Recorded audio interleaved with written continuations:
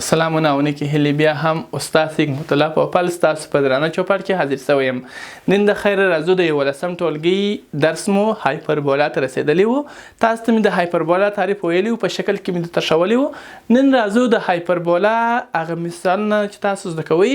لومړی باید د هایپربولا د ګراف مختصات هغه نقطې چې دي باید تاسو زده کړئ، بیا وروسته د هایپربولا مثالونه تاسو ته اسانه وي. نو راځو د هایپربولا د ګراف مختصات یعنی نقطې ټکي داسې. موږ نن د هغه هایپربولا د ګراف پر مختصاتو باندې کار کوو چې معنا تناظري مرکز یې د وضعي کمیاتو په مبدا کې منطبق پروت وي. ګورئ هایپربولا معنا چې یو څه د لغوي معنا چې د هایپربولا یعنی دوی پربولا وي. دا د هایپربولا حقیقي راسونه دي. حقیقي راسونه په دې معنا چې د هایپربولا ګراف له هغه څخه داسې رسمیږي، ځکه ورته حقیقي راسونه وایي. دا د حقیقي راسونه د کومه فاصله چې دا په ا ښودل کیږي او دغه خوا بیا هم ا ده، خو صرف فاصله یې منفي طرف ته ده، چپ طرف ته د صفر ده، ځکه منفي ا ورته ویل کیږي. دا خو یې ده. بل د هایپربولا محراکونه دي، د محراک نقطې دي، مختصات دي.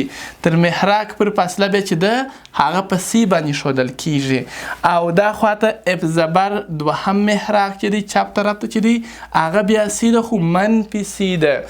دا د هایپربولا د ګراف مختصات اوس موږ تاسو ته تشریح کوو.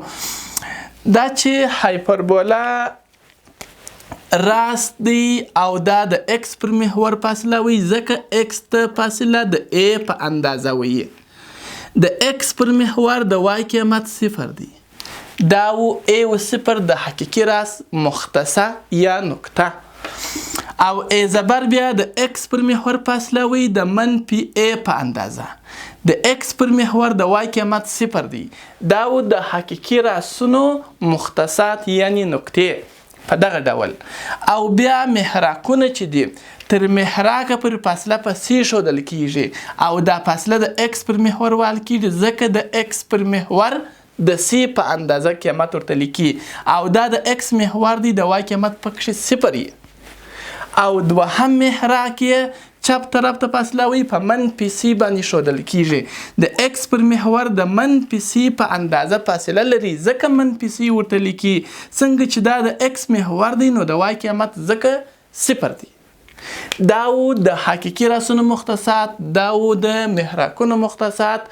اوس راځم تاسو ته د دغه هایپربولا موجه خطونه ښیم چې د هغوی مختصات یا هغه فورمول چې دی هغه څنګه دی. دا خط یو څه داسې د کومه چې ښایسته راسي.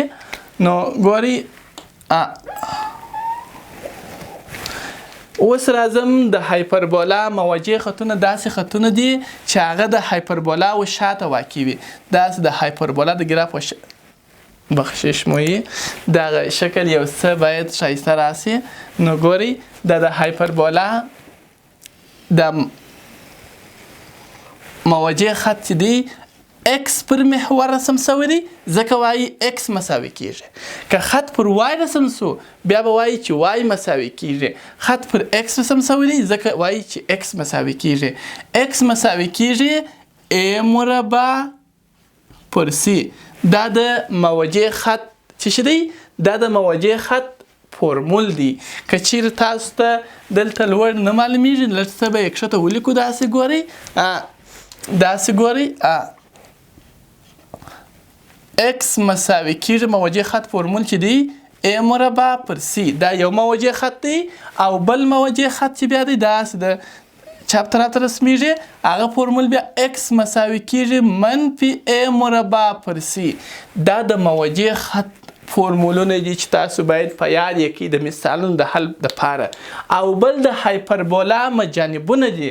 د هایپربولا مجانبونه هغه خطونو ته ویل کیږي که چا ول د هایپربولا مجانب تعریف کړ ورته د هایپربولا مجانب هغه خط ویل کېږي چې د وضعیه کمیاتو له مبدا څخه تیریږي د وضعیه کمیاتو له دې مبدا څخه تیریږي داسې له مبدا څخه تیریږي او بیا د هایپربولا سره په لای تنهي کې مماس کېږي داسې ژر نه مشلي ورسره په لای تنهي کې داسې هم بیا ورسره په لای تنهي کې شریکه نقطه پیدا کوي و د دا یو مجانب فورمول چې دی د دا یو مجانب فورمول تاسو په یاد کړئ وای مساوي کېږي بي پر اے ایکس او بل مجانب چې بیا د وضعیه کمیاتو له مبدا څخه چیریږي د دغه نقطې څخه چیریږي هغه بیا دا د دلته رسموم